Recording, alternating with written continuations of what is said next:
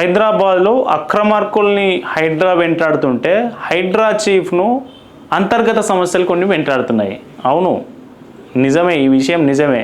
మనకు ప్రభుత్వం నుంచి కొందరి ద్వారా తెలిసిన విశ్వసనీయ సమాచారం ఏంటంటే ఏవి రంగనాథ్ గారు ఇప్పుడు హైదరాబాద్ దృష్టిలో, తెలంగాణ దృష్టిలో ఒక మంచి ఇమేజీ వచ్చింది ఆయనకు. ఈ అక్రమ కట్టడాల కూల్చివేతకు సంబంధించి ప్రజల నుంచి మంచి సానుకూల స్పందన వస్తుంది.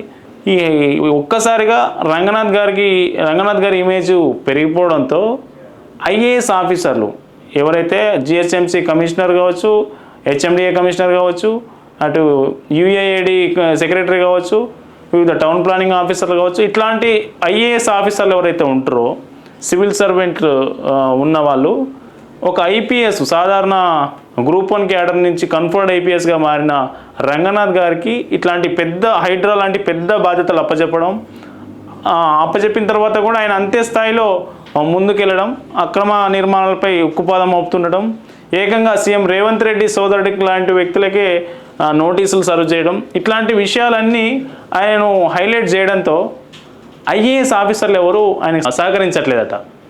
ఈ విషయం బయటికి ఎలా వచ్చింది అంటే నిన్న జరిగిన ఒక కోఆర్డినేట్ మీటింగ్లో ఆఫీసర్లు ఎవరు రంగనాథ్ కోఆర్డినేషన్ మీటింగ్కు రాలేదట.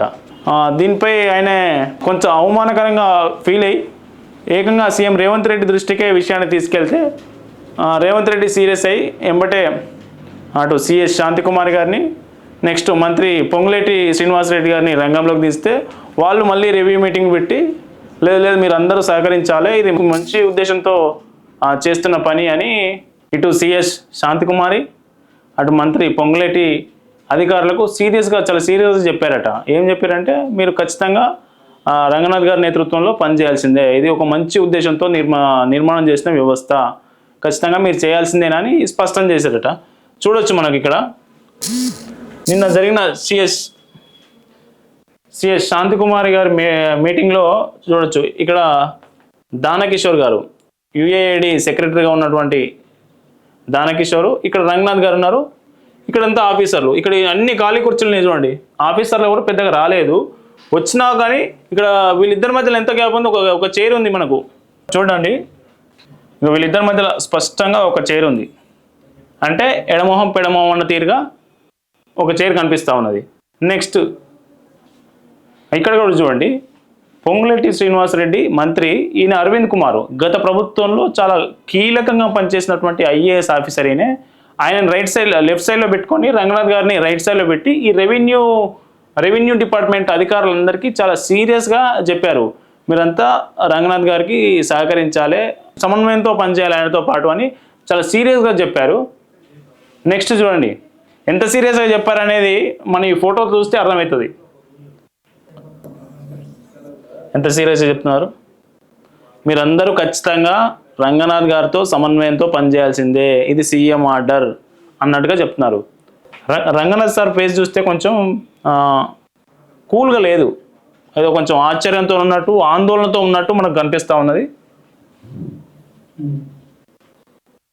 ఇగో నిన్నటి మీటింగ్లో ఒక ఫోటో ద్వారా మనం అసంతృప్తి ఎట్లా ఉందనేది మనకు అర్థమవుతూ ఉన్నది. అయితే ఫైనల్గా చెప్పాల్సింది ఏంటంటే CM Revanth Reddy to HYDRAA to CM నడుస్తున్నది ఈ వ్యవస్థ. హైడ్రాకు చైర్మన్గా కూడా సీఎం రేవంత్ రెడ్డి ఉన్నారు. కాబట్టి రంగనాథ్ గారికి అందరూ సహకరించాలని నిన్న అటు సిఎస్ మంత్రి పొంగులేటి స్పష్టం చేశారు. అయితే ఇందులో ఇంకొక విషయం ఏంటంటే అధికారులు ఎవరు సహకరించకున్నా, ఐఏఎస్లు ఎవరు సహకరించకున్నా రంగనాథ్ గారు చాలా మొండిఘటం.